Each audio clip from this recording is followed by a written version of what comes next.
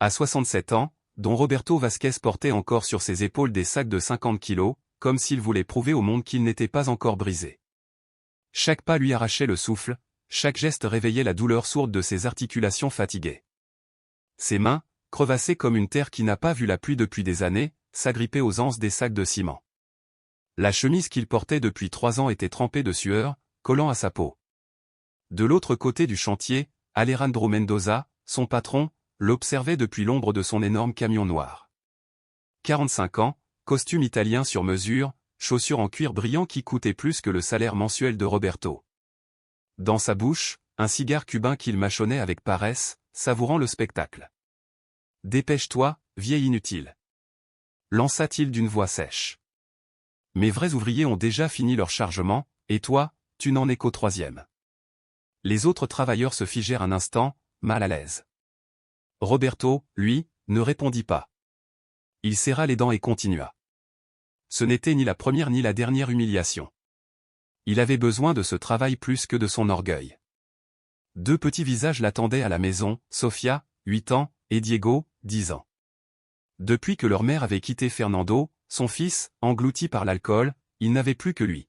« Pardon, patron » murmura-t-il sans lever les yeux.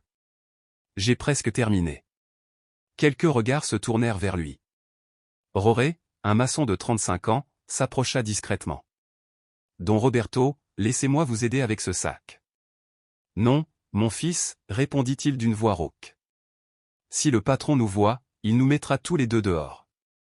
Mes petits-enfants ont besoin que je travaille. » Alejandro éclata d'un rire bref. Il trouvait la scène divertissante. « Regardez-moi ça !» cria-t-il en attirant l'attention de tout le chantier. « Regardez ce vieux. On dirait qu'il danse avec ses sacs.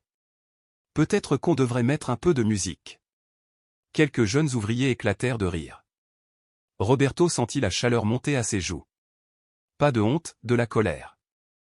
Dans sa mémoire, la voix de Maria Elena, sa défunte épouse, résonna, « La dignité ne se perd pas par ce que les autres disent, Roberto, mais par ce que nous faisons. » Alors il redressa le dos autant que possible et continua, un pas après l'autre, jusqu'à remplir sa quota quotidienne. Il devait rentrer avec de quoi acheter le dîner des enfants.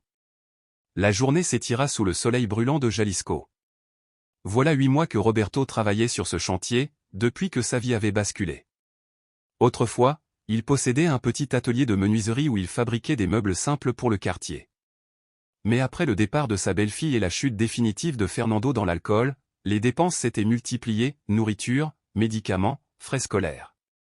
Ces outils ne suffisaient plus à payer le prix de la survie. Une nuit, Fernando, ivre-mort, avait hurlé. « Je n'en peux plus. Mes enfants, ma maison, tout ça m'écrase. Je préférerais qu'ils disparaissent plutôt que de continuer comme ça. » Ce soir-là, Roberto avait pris sa décision. Il ferma son atelier, vendit ses outils et alla supplier Alejandro pour un travail. « Toi ? Un vieux de presque 70 ans. » s'était moqué le patron. « Qu'est-ce que tu peux faire qu'un jeune ne ferait pas mieux ? » « Tout ce que vous me demanderez, patron. J'ai de l'expérience, je suis responsable, je ne manque jamais, » avait répondu Roberto avec humilité. Alejandro l'avait embauché. Pas par pitié, mais parce qu'il savait qu'il pourrait le payer moins que les autres et s'amuser à l'humilier quand l'ennui le prendrait. À l'heure du déjeuner, la sirène retentit. Roberto se retira dans un coin à l'ombre et sortit de son sac un simple taco de haricots et une bouteille d'eau tiède. Les autres ouvriers achetaient des tortas aux vendeurs ambulants, plaisantaient ensemble. Lui ne pouvait se permettre ce luxe. Chaque peso avait une destination précise, le repas des enfants, leur cahier, un sirop pour la toux quand il tombait malade. Encore des haricots, grand-père ? Lança Raoul, l'un des plus jeunes. Même mon chien en aurait marre. Roberto mâcha lentement, sans répondre. Les railleries, il en avait l'habitude. Elles glissaient sur lui comme la pluie sur un vieux toit de tôle. Son esprit était ailleurs, il revoyait Sofia ce matin-là, le questionnant d'une voix douce. « Abuelo, pourquoi papa ne travaille pas comme toi ?» Il n'avait pas su quoi répondre. Comment expliquer à une enfant de 8 ans que son père avait choisi la bouteille plutôt que... Comment lui dire que sa mère les avait abandonnés parce qu'elle ne supportait plus cette vie? Alors il lui avait caressé les cheveux et murmuré. « Un jour, ma petite, tout sera différent. sois patiente. Mais en mâchant son pauvre taco sous les regards moqueurs, il se demandait s'il croyait encore à ses propres paroles. L'après-midi fut plus pénible encore. Le soleil de février ne pardonnait pas. Chaque heure rendait ses gestes plus lents, son souffle plus court. Mais il n'arrêtait pas. Il ne pouvait pas arrêter. Roberto. La voix d'Alejandro claqua comme un fouet. L'homme âgé laissa tomber le sac qu'il portait et marcha jusqu'à la camionnette du patron. Alejandro l'attendait, adossé au véhicule, un sourire mauvais sur les lèvres. « Tu sais quoi, vieux ? On m'a dit qu'hier tu n'as pas terminé ta quota. »« Si, patron. Je l'ai terminé. » Roré peut le confirmer. « Ce que dit Roré ne m'intéresse pas. Ce qui m'intéresse, c'est ce que je vois. Et ce que je vois, c'est que tu es lent. Vieux. Et que tu me fais perdre de l'argent. » Un nœud se forma dans l'estomac de Roberto. Il ne pouvait pas perdre ce travail. Sans lui, Sofia et Diego n'auraient pas à manger. « Patron, je vous en prie. Je suis responsable. Je ne manque jamais. Je fais ce que vous me demandez. » Alejandro se pencha légèrement vers lui, savourant chaque mot. « Oui, mais tu le fais mal et lentement. À ton âge, tu devrais être chez toi à regarder la télévision, pas ici à gêner mes vrais ouvriers. » Les yeux d'Alejandro brillaient d'un plaisir cruel. Il aimait voir cette lueur de panique dans les yeux du vieil homme. Cette combinaison de peur et de supplication qui le faisait se sentir tout-puissant. « Dis-moi, Roberto, que ferais-tu si je te mettais à la porte maintenant, tout de suite ?» Le monde sembla vaciller autour de lui. Il sentit sa gorge se serrer. Mais il redressa la tête, malgré la sueur qui coulait sur ses tempes. Dans son esprit, une seule pensée résonnait, « Je ne peux pas tomber, pas encore. » Les mains de Roberto tremblaient légèrement tandis qu'il fixait le sol poussiéreux. « Je ne sais pas, patron, » murmura-t-il. « Ce travail est tout ce que j'ai. » Mes petits-enfants. Alejandro Mendoza, le propriétaire de la construction, esquissa un sourire ironique. « Ah oui, tes petits-enfants. Les enfants de ton fils ivrogne, celui qui ne sert à rien. Tu n'as pas honte ? À ton âge, être obligé de nourrir une famille que ton propre fils est incapable de faire vivre. » Chaque mot frappait Roberto comme un coup de couteau. Il sentit la brûlure de l'humiliation remonter le long de son cou. « Réponds-moi, Roberto. Tu n'as pas honte ? » La gorge serrée, il baissa la tête. « Si, patron, » répondit-il d'une voix à peine audible. « Je ne t'entends pas, vieux. » Roberto inspira profondément, les larmes menaçant de monter. « Oui, patron, j'ai honte. » La réponse arracha un éclat de rire cruel à Alejandro. Plusieurs ouvriers s'étaient rapprochés, certains mal à l'aise, d'autres amusés de voir le vieil homme humilié ainsi. « Très bien, vieux. Je vais te donner une autre chance. Mais si demain tu ne termines pas toute ta quota, tu dégages. Compris ? » « Oui, patron. »« Merci beaucoup, » répondit Roberto, la voix cassée. Il retourna à son travail, le cœur en miettes. Les paroles d'Alejandro résonnaient dans sa tête comme les cloches d'un enterrement.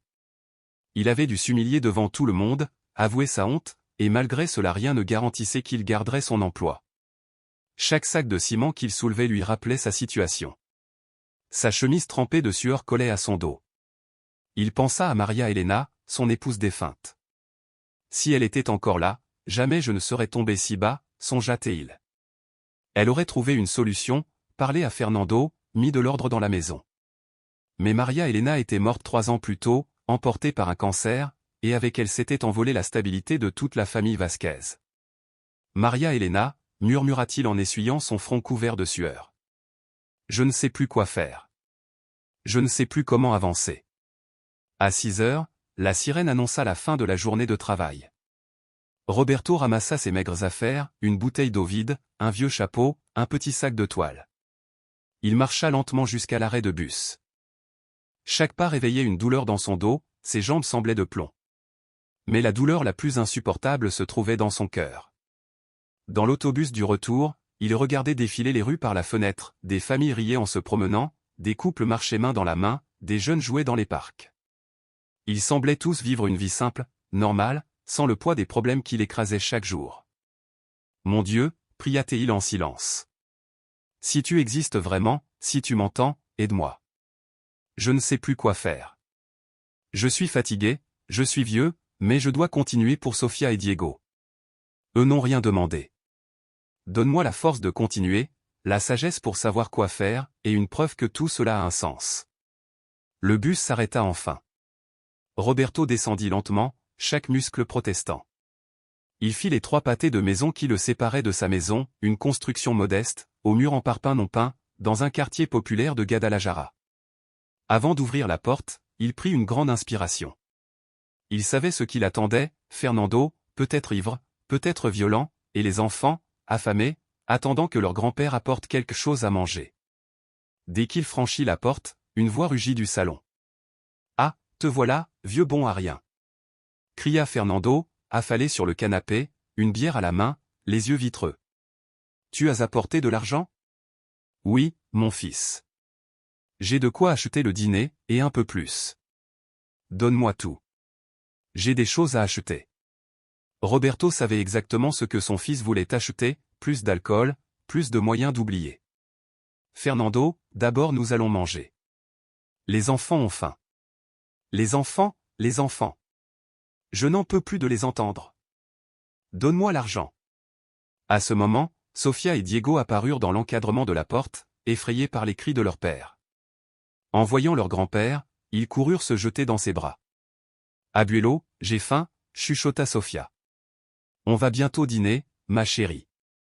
Va te laver les mains avec ton frère. » Les enfants obéirent en silence, habitués à ces disputes. Fernando se leva, chancelant. « Donne-moi cet argent ou tu vas avoir des problèmes. » Roberto le fixa un instant.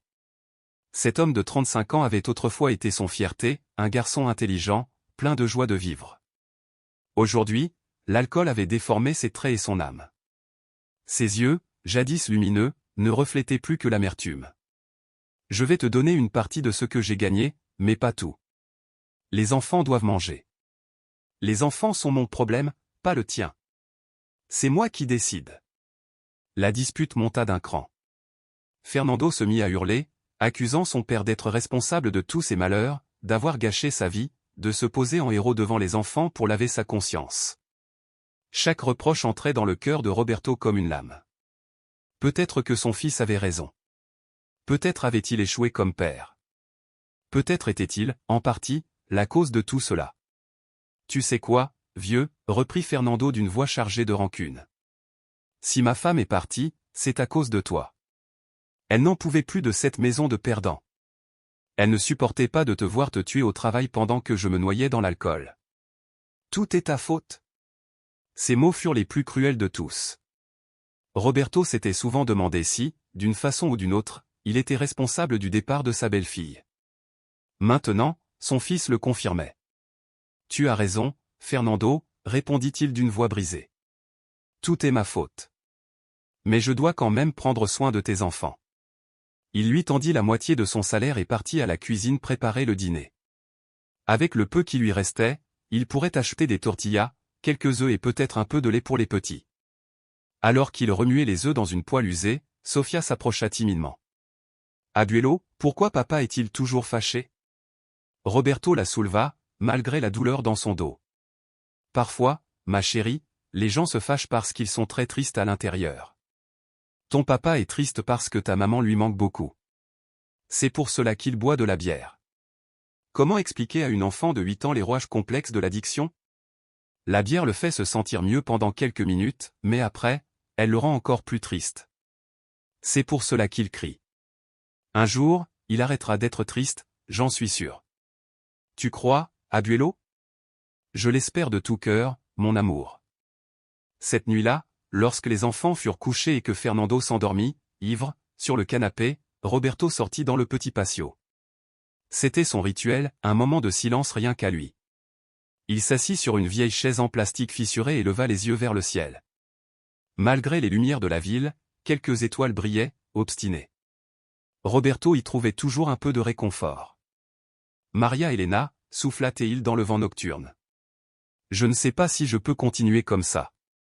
Chaque jour est plus dur que le précédent. Au travail, on m'humilie. À la maison, mon propre fils me déteste. Je ne sais même plus à quoi je sers. Le silence de la nuit fut sa seule réponse.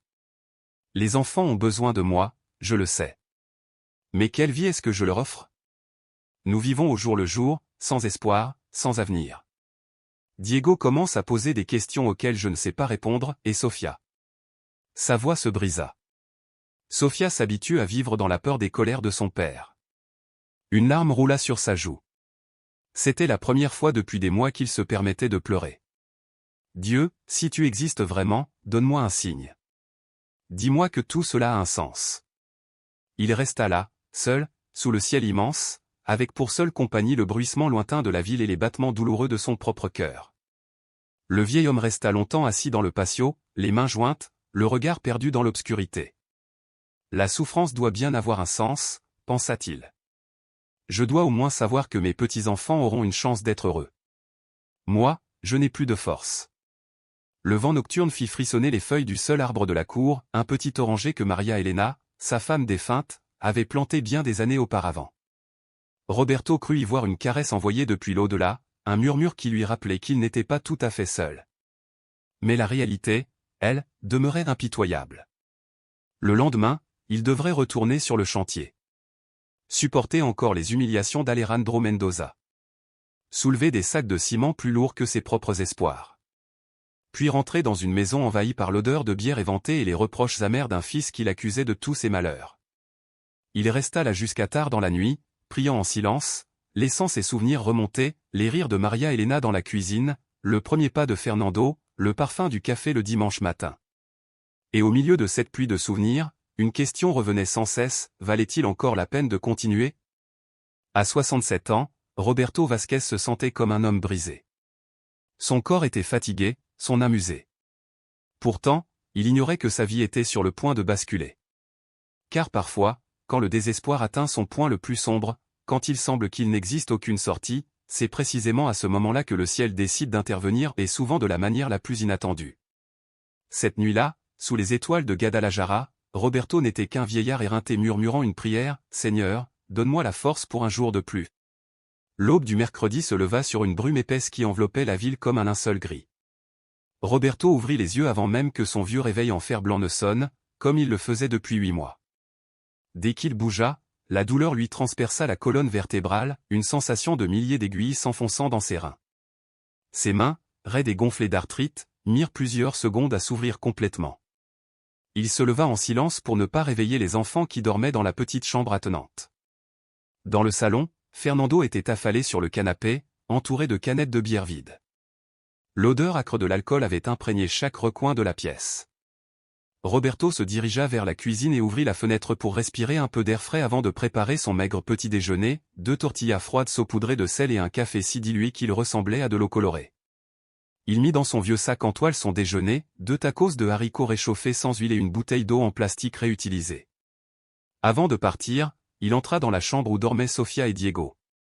Les 2 enfants reposaient, blottis l'un contre l'autre sur un petit lit en bois que Roberto avait trouvé d'occasion. Il fit sur eux le signe de la croix et murmura. « Que Dieu vous protège, mes petits. » Le trajet en bus fut, comme toujours, un supplice.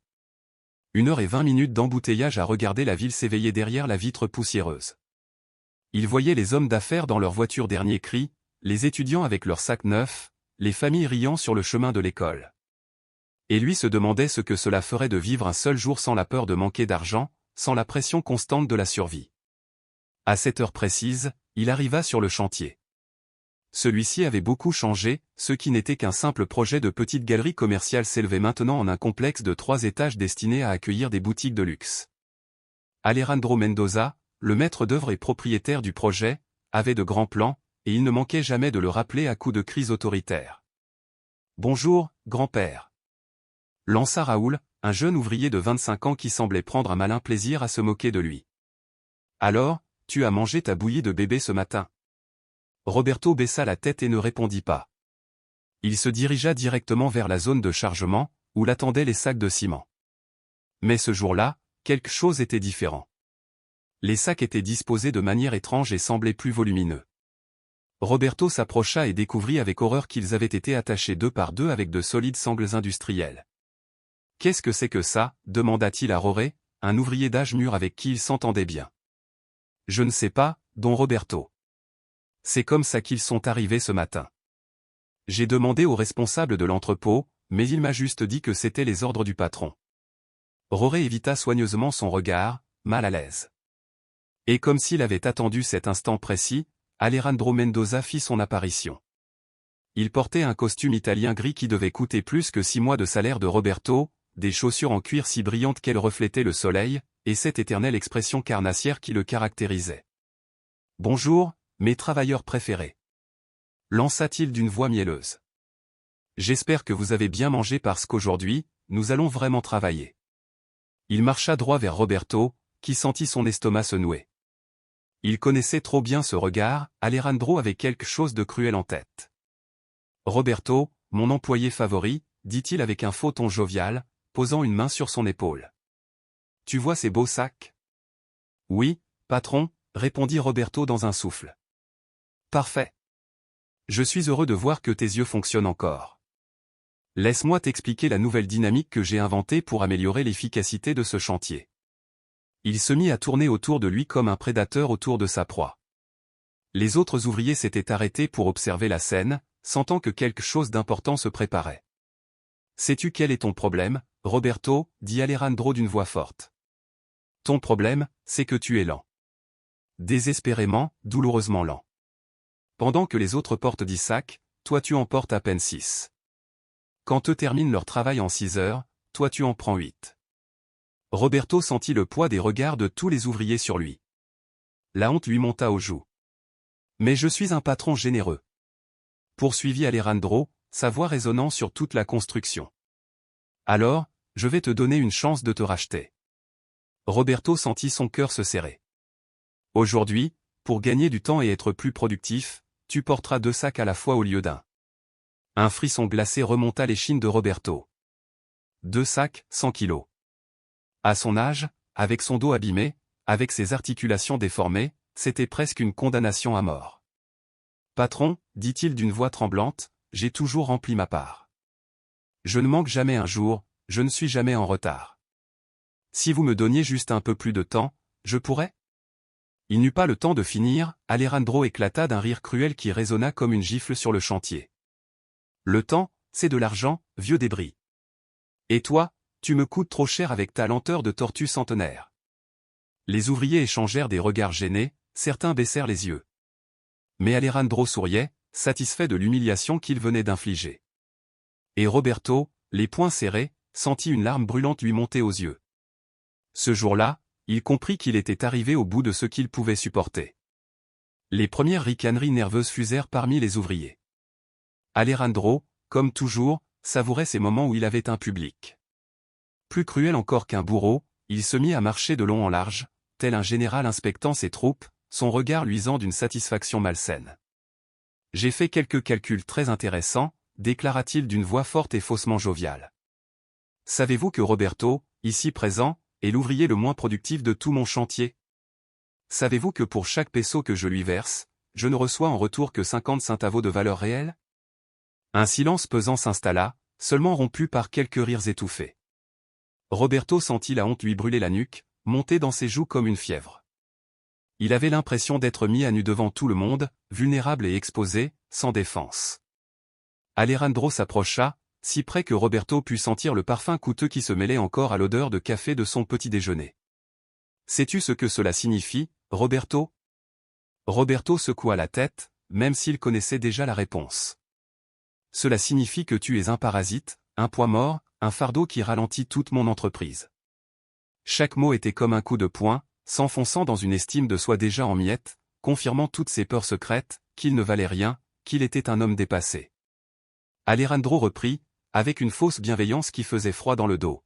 « Mais, comme je suis un homme généreux, je vais te donner une chance de me prouver que tu mérites ce que je te paie. Aujourd'hui, tu vas porter 2 sacs à la fois. Tu feras la même quantité de voyages que d'habitude, dans le même temps. Pas d'excuses, pas de plaintes. » Un silence de mort enveloppa le chantier.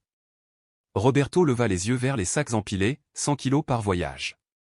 Ses bras tremblaient rien qu'à l'idée, ses genoux devinrent mous et sa colonne vertébrale se mit à le lancer avant même qu'il ne se baisse. Puis, dans son esprit, surgit l'image de Sofia, sa petite fille, mangeant ses tortillas sèches au petit déjeuner ce matin-là et lui demandant, avec ses grands yeux pleins d'espoir, s'il y aurait de l'argent pour acheter du lait. Il vit aussi Diego, son petit-fils, qui avait tellement grandi que ses chevilles dépassaient du bas de son pantalon trop court. « Alors, tu vas pouvoir le faire, Roberto ?» demanda Alejandro d'un ton mielleux. « Ou bien dois-je trouver quelqu'un de plus jeune, plus fort, plus capable ?» Roberto déglutit. Sa gorge était sèche comme le désert. « Oui, oui, patron, murmura-t-il à peine. « Plus fort. Je veux que tout le monde entende. » Roberto rassembla ses forces, inspira profondément. « Oui, patron. » Alejandro applaudit lentement, avec un air théâtral. « Voilà qui me plaît. Alors, prouve-le. Et pour rendre tout cela plus amusant, nous allons ajouter une petite condition. » Le cœur de Roberto se serra. Il y avait toujours une condition supplémentaire. « Laquelle, patron ? » « Très simple, tu dois accomplir ta tournée habituelle en 3/4 du temps normal. Si tu mets 8 heures d'habitude, aujourd'hui tu en as 6. » Un murmure d'incrédulité parcourut les rangs des ouvriers.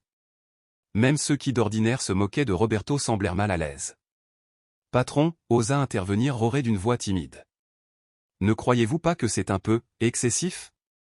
Alejandro tourna vers lui un regard glacial. « Tu remets en question mes méthodes de gestion ?» Roré baissa immédiatement la tête.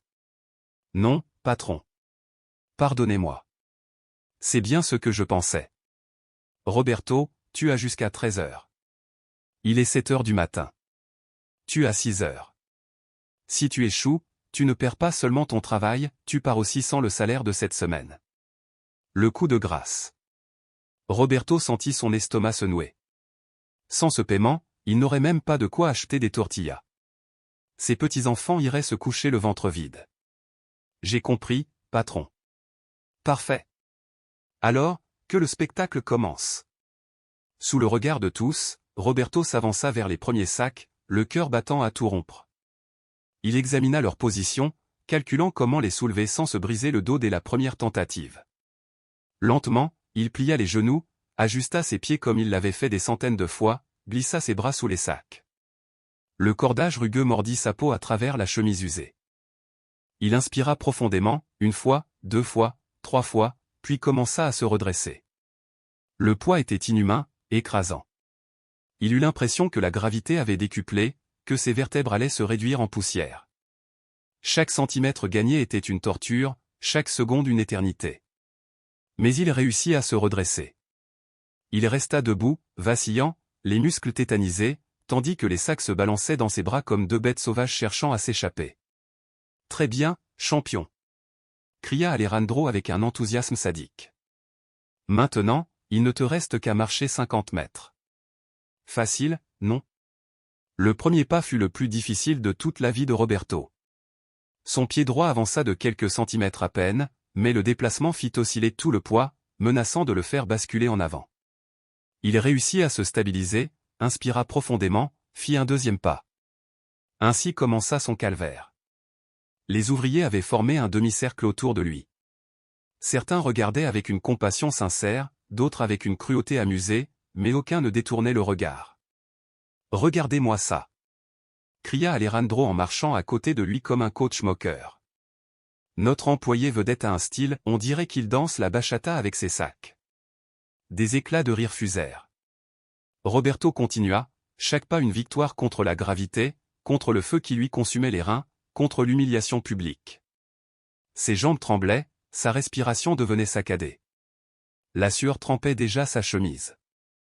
À mi-parcours, il dut s'arrêter. La douleur dans le bas du dos était atroce, comme si un couteau s'était logé entre ses vertèbres. « Qu'est-ce qu'il y a, champion ?» hurla Alejandro. Déjà fatigué. Tu n'as fait que 20 mètres. Roberto ferma les yeux et, dans un souffle, vit le sourire de Sofia, les yeux brillants de Diego quand il racontait ses aventures à l'école. « Pour vous, murmura-t-il entre ses dents serrées. Pour vous, je peux le faire. » Et il reprit sa marche.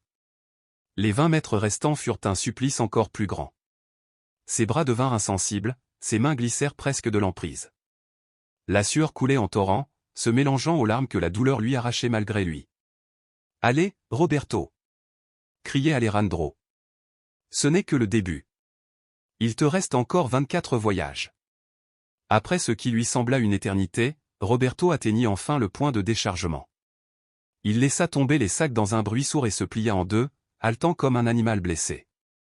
Sa chemise était trempée, collée à sa peau, ses mains étaient en feu, et pourtant il savait que ce n'était que le premier voyage d'une longue série. Roberto avait les poignets en sang, là où les cordes avaient mordu sa peau. Ses mains tremblaient de façon incontrôlable, et chaque respiration lui brûlait la gorge comme du verre. « Excellent !» s'exclama Alejandro en applaudissant d'un air satisfait. Premier voyage terminé. Plus que 24. Ces mots claquèrent comme un verdict. Roberto leva les yeux vers l'horloge rouillée accrochée au mur du chantier, 7h20. 20 minutes pour un seul trajet. À ce rythme, il n'y arriverait jamais avant l'échéance de 13h. Son estomac se noua. Mais il n'avait pas le choix. Il retourna lentement vers la zone de chargement, chaque pas semblant aspirer le peu d'énergie qu'il lui restait. Ses mollets brûlaient, ses reins protestaient à chaque mouvement, mais dans son esprit, l'image de Sofia et Diego, ses deux petits-enfants aux yeux affamés, continuait de le pousser en avant. Le deuxième voyage fut pire que le premier. Ses muscles étaient déjà saturés d'acide lactique, ses mains couvertes d'ampoules ouvertes, et son dos hurlait sous la douleur. Lorsqu'il tenta de soulever le premier sac, une douleur fulgurante traversa ses lombaires, si vive qu'il faillit s'effondrer. Aïe, aïe, aïe. Lança Alejandro d'un ton moqueur. Déjà mal au dos, grand-père? Dois-je appeler ton médecin? Roberto serra les dents et parvint à se redresser. Mais cette fois, le soulèvement fut lent, laborieux, presque humiliant.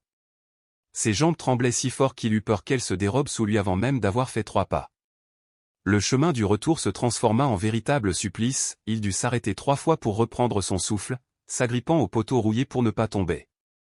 À la 3e pause, il faillit perdre complètement l'équilibre, les sacs oscillèrent dangereusement sur son épaule et un réflexe désespéré l'empêcha de s'écraser au sol. « Attention, champion !» ricana Alejandro.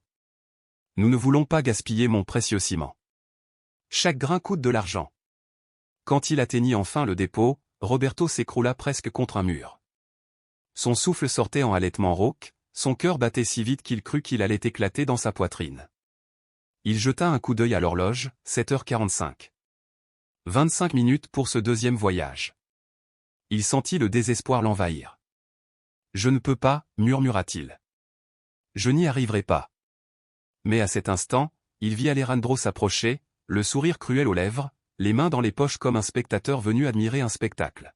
« Roberto, tu sembles avoir du mal avec notre petit exercice. » L'envie de tout lui jeter au visage, de lui hurler qu'il était un monstre, monta en lui comme une vague. Mais il se ravisa, il ne pouvait pas se le permettre. Pas alors que l'avenir de ses 2 petits dépendait de ce salaire misérable. « Non, patron, souffla-t-il. Je reprends juste mon souffle. »« Parfait, » répondit Alejandro, feignant un enthousiasme pervers. « En fait, je suis si impressionné par ta dévotion que j'ai décidé de rendre cet exercice encore plus intéressant. » Le cœur de Roberto se serra. Il savait qu'aucune de ses idées ne pouvait être à son avantage. « C'est très simple, » poursuivit Alejandro. « Si tu ne finis pas ta part à temps, non seulement tu rentreras chez toi sans salaire, mais je m'assurerai qu'aucun autre chantier de Guadalajara ne t'embauche jamais. » Ces mots étaient des coups de poignard. Sans travail dans la construction, il n'aurait plus aucune source de revenus. À son âge, sans éducation, sans compétences autres que ses bras, c'était la seule chose qu'il savait faire. « Suis-je clair ?» demanda Alejandro, son regard planté dans le sien. « Oui, patron » répondit Roberto d'une voix étouffée. « Excellent. Alors dépêche-toi. 2 voyages en 45 minutes ? À ce rythme, il te faudrait plus de 9 heures pour finir. Et il t'en reste à peine 5. » Chaque mot était une condamnation. Roberto retourna vers la zone de chargement comme un homme marchant vers l'échafaud. Son corps n'était plus qu'une masse douloureuse, mais il se força à soulever les sacs pour la 3e fois. C'est alors que l'enfer commença vraiment. En forçant sur son dos, il sentit un craquement suivi d'une déchirure brûlante qui le fit hurler de douleur. « Ah ! Qu'y a-t-il, Roberto » demanda Alejandro avec une fausse sollicitude. « Tu t'es blessé ? Quel dommage. Mais le temps continue de tourner. Chaque mouvement était une torture, la douleur pulsait depuis ses reins jusqu'à la nuque, lui donnant l'impression qu'une lame chauffée à blanc lui traversait la colonne vertébrale. Il réussit néanmoins à se charger et fit quelques pas. Chaque pas était une décharge électrique dans tout son corps. Au bout de 10 mètres, il dut s'arrêter. « Allez, avance !» cria Alejandro. « Pas de pause, le temps c'est de l'argent. » Roberto reprit sa marche, mais ses jambes se dérobaient, l'obligeant à zigzaguer pour garder l'équilibre. Sa vue se brouillait, les larmes de douleur se mélangeant à la sueur. À 30 mètres, ses mains commencèrent à glisser sur les sacs, le mélange de sang et de sueur rendait sa prise impossible. « Attention !» cria un ouvrier au loin. Mais c'était trop tard. Les sacs glissèrent de ses bras et s'écrasèrent sur le sol dans un bruit sec. Le choc l'entraîna avec eux. Ses genoux frappèrent le béton, puis ses mains, et enfin tout son corps. L'impact lui coupa le souffle. Il sentit le goût métallique du sang envahir sa bouche.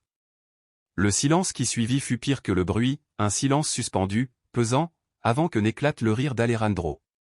Un rire cruel, inhumain, qui résonna sur tout le chantier. « Regardez notre champion !» s'esclaffa-t-il. On dirait qu'il a décidé de faire la sieste. Quelques ouvriers rirent avec lui, par peur ou par nervosité.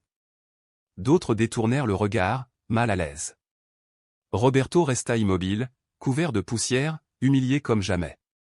La douleur physique était atroce, mais rien ne surpassait la brûlure de la honte. Ses genoux saignaient, ses mains étaient écorchées jusqu'à la chair, et son dos pulsait d'une douleur lancinante. « Debout, vieux !» cria Alejandro en s'approchant. « Ce n'est pas l'heure de dormir. La journée ne fait que commencer. » Roberto tenta de se relever. Chaque mouvement lui arrachait un gémissement. Ses doigts tremblaient tandis qu'il repoussait les sacs tombés sur ses jambes. « Besoin d'aide, grand-père » minauda Alejandro avant de se tourner vers les autres. Personne ne l'aide. S'il ne peut pas travailler seul, il n'a rien à faire ici. Roberto finit par se remettre debout, titubant comme un homme ivre. Ses vêtements étaient déchirés, ses bras et ses jambes couverts d'éraflures saignantes, ses yeux brûlaient à cause de la poussière de ciment qui s'y était incrustée. « Tu peux continuer, champion » lança Alejandro, l'air goguenard. « Ou bien tu veux que j'appelle ta petite maman pour qu'elle vienne t'embrasser et te soigner ?»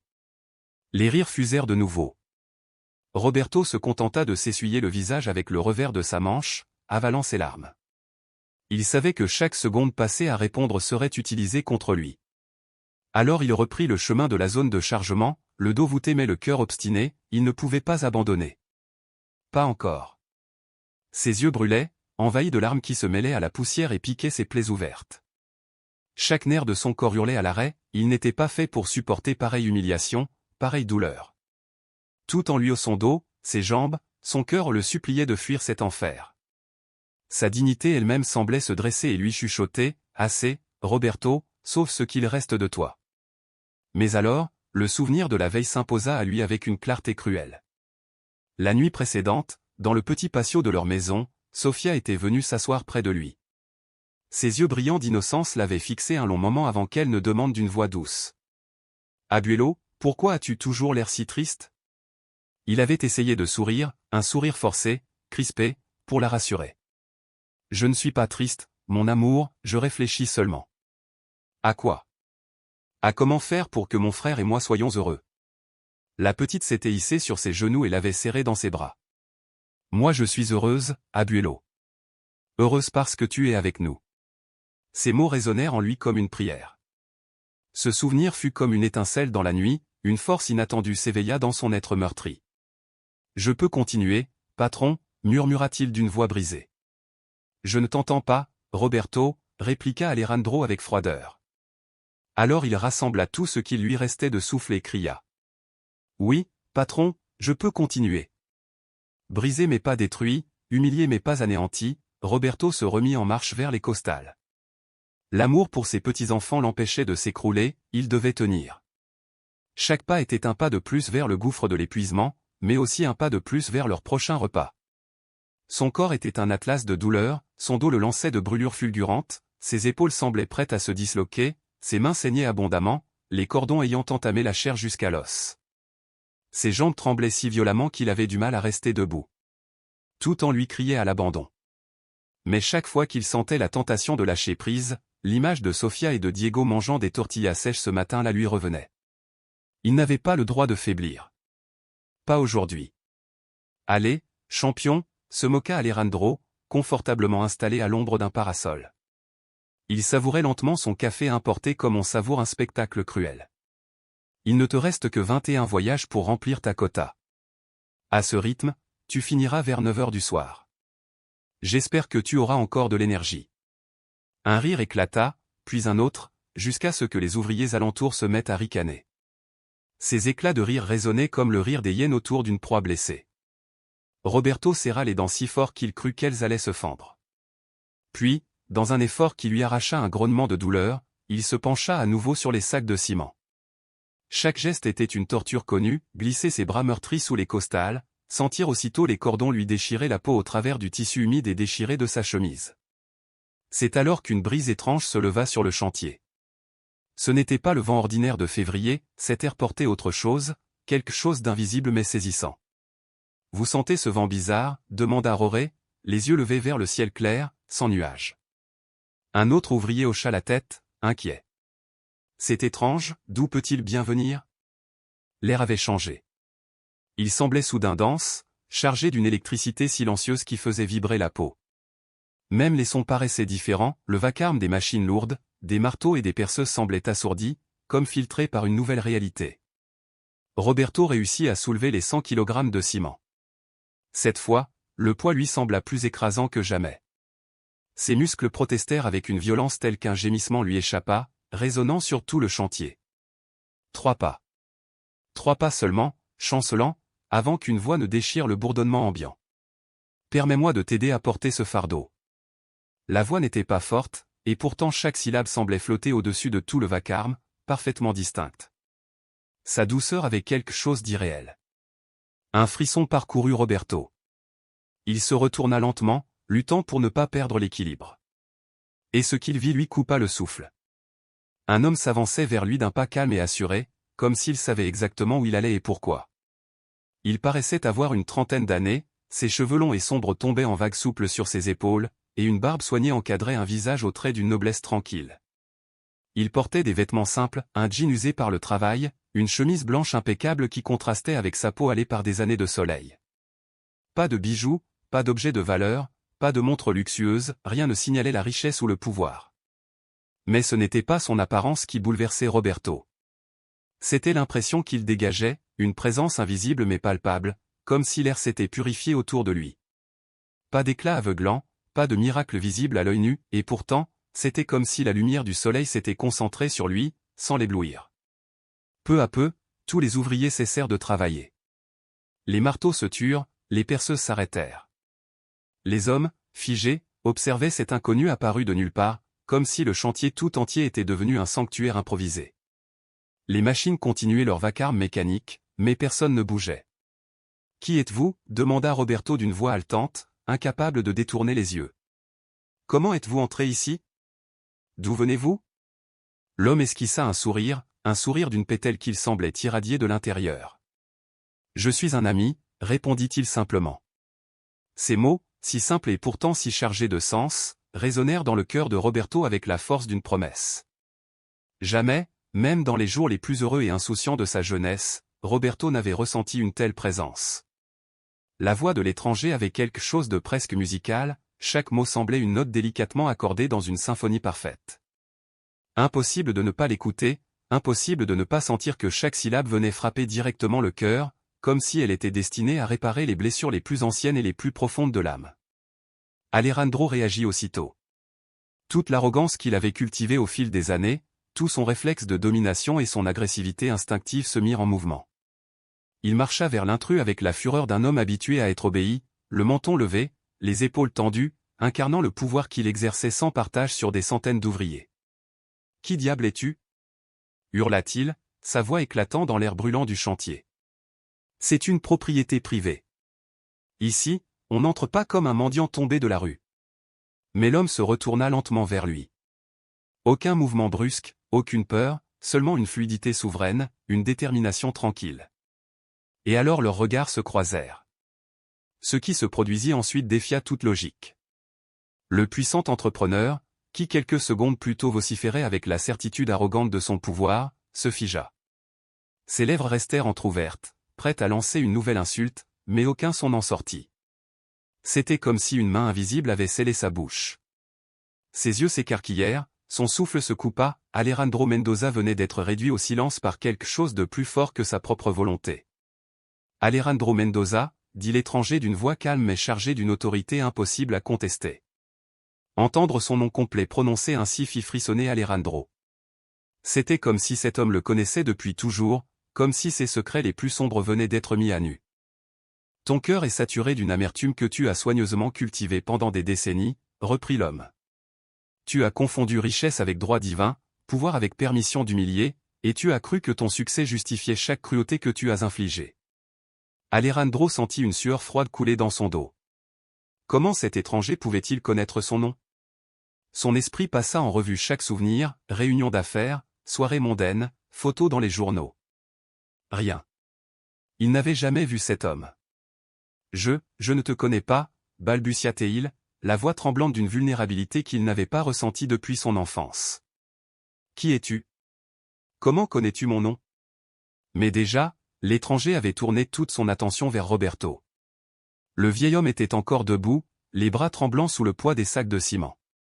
Ses jambes menaçaient de céder, mais ce n'était plus seulement la fatigue, c'était l'étonnement sacré de ce qu'il était en train de vivre. Roberto Vasquez, dit l'homme d'une voix qui ressemblait à une étreinte. Le cœur de Roberto manqua un battement. C'était ainsi que Maria Elena, sa défunte épouse, prononçait son nom lorsqu'elle l'appelait à table, dans cette maison qui avait autrefois résonné de rire et de chaleur. Ses genoux fléchirent. Tu peux déposer ce fardeau, Roberto. Tu n'as plus besoin de porter de poids, ni dans tes bras ni dans ton cœur. Roberto, comme en transe, obéissant la moindre hésitation. Il laissa les sacs glisser lentement de ses bras. Il se prépara à entendre l'impact violent sur le béton, mais, rien. Les sacs touchèrent le sol comme portés par des mains invisibles, se posant avec une douceur surnaturelle. Aucun bruit, pas même un souffle de poussière. Tout le chantier sembla retenir son souffle. Même les machines cessèrent leur vacarme, comme si l'univers entier faisait une pause pour contempler l'instant. Peu à peu, les ouvriers s'étaient approchés. Ils formèrent un cercle irrégulier, comme attirés par une force magnétique. Certains par simple curiosité, d'autres par un sentiment mystérieux qu'ils ne pouvaient expliquer. Tous savaient, dans leur fort intérieur, qu'ils étaient témoins d'un événement qui changerait leur vie pour toujours. L'homme parla de nouveau. Roberto Vasquez, travailleur loyal qui a consacré toute une vie à des sacrifices silencieux, grand-père aimant qui a placé le bien-être de ses petits-enfants au-dessus de tout, homme de cœur qui a supporté sans se briser des humiliations qui auraient anéanti d'autres âmes. La voix de Roberto se brisa. Des larmes jaillirent de ses yeux fatigués. Comment savez-vous tout cela? Comment connaissez-vous mes petits-enfants? L'étranger s'avança encore. Roberto pouvait maintenant voir son visage de près, des yeux sombres, profonds comme des puits antiques, remplis d'une compassion si pure qu'elle semblait irradier une chaleur réelle. Je connais chaque larme que tu as versée dans le silence de ton patio, chaque nuit blanche où tu as compté les pièces une à une pour que Sofia et Diego aient de quoi manger le matin. Je connais chaque prière que tu as envoyée au ciel, persuadé que personne ne t'entendait. À ces mots, les larmes de Roberto coulèrent librement. Tout son corps se mit à trembler, non plus de fatigue mais de soulagement. Pour la première fois depuis des années, il se sentit vu, compris, aimé. Autour d'eux, les ouvriers restaient immobiles. Certains pleuraient sans même savoir pourquoi. Alejandro, toujours muet, sentit son arrogance se fissurer. Une peur étrange et une onde cuisante montèrent en lui. Lui, l'homme qui avait toujours cru être le maître absolu de tout ce qu'il voyait, se retrouvait face à une force qu'il ne pouvait ni acheter ni menacer. L'air semblait vibrer d'une énergie sacrée. Même le soleil paraissait plus doux, comme si la lumière elle-même se faisait témoin silencieux de cette rencontre. Roberto tomba à genoux, incapable de rester debout devant une telle révélation. Ses mains se couvrirent de poussière, mais il s'en moquait, quelque chose de beaucoup plus grand était en train de se produire. L'étranger s'agenouilla à son tour, posant doucement une main sur l'épaule usée de Roberto. « Tu n'es pas seul, dit-il. Ton combat n'a jamais été invisible. Chaque sacrifice que tu as fait a été vu, chaque souffrance enregistrée. Aujourd'hui marque la fin de ton esclavage intérieur. Roberto, sanglotant, sentit un poids gigantesque se détacher de sa poitrine. Il se redressa lentement, comme si ses années de fatigue venaient d'être allégées. Les ouvriers observaient, bouleversés. Certains se signèrent, d'autres tombèrent à genoux à leur tour. Alejandro, lui, resta figé. Dans le silence, il comprit qu'il n'était plus le centre de son propre univers. Quelque chose de plus vaste que ses immeubles, ses comptes bancaires et son empire venaient d'entrer dans sa vie. Pour la première fois, il n'avait pas de réponse, pas d'ordre à donner. Seulement un frisson glacé qui descendait le long de son échine et la certitude que plus rien ne serait jamais comme avant. Le chantier tout entier semblait suspendu dans une sorte d'éternité. Et dans ce silence sacré, chacun ressentit que, d'une manière ou d'une autre, il venait d'être témoin d'un miracle. Le ciel semblait suspendu au-dessus de la scène, lourd de mystère, comme si l'univers tout entier retenait son souffle. Roberto, les yeux embués, se demandait avec une angoisse viscérale si Dieu entendait réellement les prières simples d'un vieil homme sans instruction et sans importance aux yeux du monde. Cette pensée traversait son esprit quand soudain, un frisson le parcourut de la tête aux pieds, non pas de froid ni d'épuisement, mais d'une émotion si intense que son corps ne savait plus comment la contenir. C'était comme si l'étranger qui se tenait devant lui avait ouvert son cœur, page par page, et lisait tout haut les chapitres les plus intimes, les plus douloureux, les plus soigneusement cachés de son existence. Roberto avait l'impression que son âme entière était mise à nu devant les ouvriers, devant Alejandro, devant Dieu lui-même. « Seigneur, je ne sais pas qui vous êtes, ni d'où vous venez, balbutia-t-il d'une voix tremblante. Mais je vous en supplie, je dois continuer à travailler, je n'ai pas le luxe de m'arrêter. Mes petits-enfants dépendent de chaque peso que je rapporte à la maison. Sans ce salaire, aussi maigre soit-il, nous n'aurons rien à mettre sur la table ce soir. » L'étranger l'écouta sans l'interrompre, son regard brillant d'une lumière qui n'était ni de ce monde ni de ce temps. Lorsqu'il parla, ce fut d'une voix calme, mais chargée d'une autorité douce et irrévocable. « Tes petits-enfants sont en sécurité, dit-il avec une certitude absolue qui ne laissait place à aucun doute. Leur avenir est déjà assuré d'une manière que tu ne peux pas encore imaginer. Et toi, vieil homme, tu as déjà travaillé plus qu'assez. Pour ce jour, pour cette semaine, pour toute une vie de labeur et de sacrifices héroïques. » Puis il se tourna lentement, faisant face à l'ensemble du chantier. Son regard embrassa chaque ouvrier présent. Il n'avait pas besoin de crier, sa seule présence imposait le silence et le respect. « Regardez autour de vous, dit-il. Combien de souffrances inutiles se déroulent ici chaque jour? Combien de cruautés méthodiques, justifiées au nom de l'efficacité et du profit? Combien de cœurs ont été brisés sous le poids de l'indifférence? » Sa voix n'était qu'un murmure au timbre parfaitement posé, mais chaque homme l'entendit comme si une force invisible amplifiait ses paroles. Même les ouvriers les plus éloignés cessèrent leur travail et levèrent la tête, figés par un mélange d'émerveillement et de crainte sacrée. Alejandro, le propriétaire de la construction, observait la scène, partagé entre fascination et peur croissante. Il essaya de reprendre le contrôle de la situation, de retrouver l'assurance qui avait toujours été son armure. « Écoutez-moi bien », lança-t-il d'une voix qui se voulait ferme mais trahissait un tremblement presque imperceptible. « Je ne sais pas qui vous croyez être ni quelle autorité vous pensez avoir ici. Mais ce chantier est ma propriété. Ici, tout se fait selon mes règles. Je n'accepte pas de leçons de morale d'un inconnu qui s'introduit sans permission. » L'étranger se tourna vers lui avec une lenteur mesurée. Ses gestes étaient empreints d'une sérénité presque irréelle. Quand leurs regards se croisèrent, Alejandro sentit un frisson lui parcourir la colonne vertébrale. Dans ses yeux se reflétait une compassion infinie, une compréhension totale de qui il était réellement. C'était comme si cet homme voyait au plus profond de son âme, là où il n'avait jamais permis à personne de pénétrer. Puis l'étranger parla, et sa voix résonna avec une douceur qui transperça Alejandro comme une lame de lumière. « Quand tu avais 8 ans, dit-il, ton père est rentré ivre un soir d'hiver. Il venait de perdre définitivement son emploi à la filature où il avait travaillé 15 longues années. Fou de rage et de désespoir, il t'a battu jusqu'à te laisser inconscient sur le carrelage froid de la cuisine. Tout cela parce que tes petites mains n'avaient pas parfaitement ciré ses chaussures comme il l'avait exigé. » Alejandro devint livide. Son souffle se coupa net.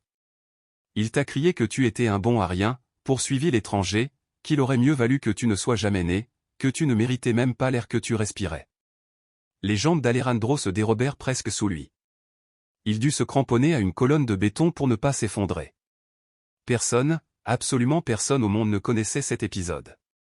C'était son secret le plus honteux, celui qu'il avait enterré si profondément qu'il n'avait même pas réussi à l'évoquer avec les psychologues qu'il avait consultés au prix de fortune. Comment pouvez-vous savoir cela? Murmura-t-il d'une voix étranglée, dépouillée de toute arrogance. Parce que je connais intimement la douleur que tu as portée comme une croix pendant 30 années entières, répondit l'étranger. Je connais cette blessure qui n'a jamais guéri, cette plaie qui a supuré lentement et a infecté tout le reste, tes relations, tes décisions, même ta capacité à éprouver de la compassion. Les larmes jaillirent des yeux d'Alejandro, d'abord comme un filet, puis en sanglots violents, irrépressibles. Ce n'étaient pas des larmes élégantes de cinéma, c'étaient des sanglots primitifs, déchirants, qui semblaient venir d'un enfant terrorisé resté prisonnier en lui depuis 3 décennies. L'étranger s'approcha, posa une main douce mais ferme sur son épaule. À ce contact, Alejandro sentit une chaleur l'envahir, comme si un courant électrique bienfaisant traversait son corps et brûlait tout le poison accumulé au fil des ans. Tu peux choisir, lui dit-il doucement. Choisir d'être différent. Choisir que cette douleur ne se transforme pas en cruauté, mais en compassion. Tu peux décider, dès aujourd'hui, de guérir au lieu de continuer à blesser. Alejandro, à genoux sur le sol poussiéreux du chantier, secoué de sanglots, releva les yeux. Pour la première fois depuis son enfance, il se sentit vu, compris, aimé. Il hocha lentement la tête, incapable de prononcer un mot, mais quelque chose venait de céder en lui, un barrage qui retenait depuis trop longtemps la possibilité de pardonner et de se pardonner. Les ouvriers, témoins de cette scène bouleversante, restaient pétrifiés. Même le vent semblait s'être arrêté pour ne pas troubler ce moment de grâce. Roberto, lui aussi, avait les larmes aux yeux. Dans le silence qui suivit, chacun comprit que quelque chose d'irréversible venait de se produire, non seulement dans le cœur d'Alejandro, mais dans la vie de tous ceux qui étaient présents. Ce jour-là, sur ce chantier brûlant de Guadalajara, un homme riche et arrogant s'était effondré pour laisser naître en lui un homme nouveau. Et un vieil ouvrier pauvre avait vu son espoir renaître, non parce qu'on lui avait donné un sac de farine ou une pièce de monnaie, mais parce qu'on lui avait rendu sa dignité. L'étranger sourit doucement, comme si tout cela n'était que le début. Puis il leva les yeux vers le ciel, et une paix étrange descendit sur l'endroit. Personne ne put jamais expliquer ce qui s'était passé ce jour-là, mais tous repartirent en sachant que leur vie ne serait plus jamais les mêmes. Simultanément à Roberto, quelque chose d'extraordinaire se produisit. La douleur constante et tenace qui avait été son compagnon fidèle et son tortionnaire quotidien pendant des mois entiers de travail épuisant commença à se dissiper. Ce mal lancinant, tapi dans le bas de son dos comme une bête acharnée, se mit à reculer, lentement d'abord, puis de plus en plus vite, jusqu'à se dissoudre complètement, comme une brume qui se volatilise sous le premier soleil du matin. Les élancements qu'il avait transpercés sans pitié jour après jour se firent plus doux, moins tranchants, puis disparurent totalement, laissant dans leur sillage une sensation de chaleur apaisante qui parcourut toute sa colonne vertébrale. Ses mains, qui saignaient encore quelques secondes plus tôt à cause des cordages industriels qui avaient ouvert de profondes entailles dans sa chair, commencèrent à se transformer sous ses yeux. Roberto écarquilla les paupières, incrédule. La peau arrachée se refermait, se reformait comme si le temps lui-même avait décidé de rebrousser chemin. Les coupures se scellèrent d'elles-mêmes, les cloques douloureuses s'effacèrent, et en quelques instants, ses paumes redevinrent lisses, intactes, sans aucune trace de blessure. C'était comme si elle n'avait jamais connu la souffrance. « Qu'est-ce qui m'arrive » murmura Roberto d'une voix chargée de stupeur, ses mains tremblantes levées devant ses yeux. « Comment cela peut-il être possible » Le mystérieux étranger lui sourit avec une douceur infinie, un sourire qui semblait contenir toute la joie de l'univers. « Tu es en train de recevoir, dit-il d'une voix qui vibrait comme une musique céleste, ce que tu as toujours offert généreusement aux autres, sans jamais rien attendre en retour. » Ces mots semblaient envelopper l'air lui-même de lumière. Amour inconditionnel, sacrifice silencieux, fidélité absolue. Tout ce que tu as semé patiemment pendant des décennies te revient maintenant, multiplié. Roberto sentit son corps entier se régénérer. Ses muscles, douloureux au point de le faire gémir depuis des jours, se relâchèrent profondément. Sa respiration devint plus ample, plus légère, comme si un poids invisible s'était détaché de sa poitrine.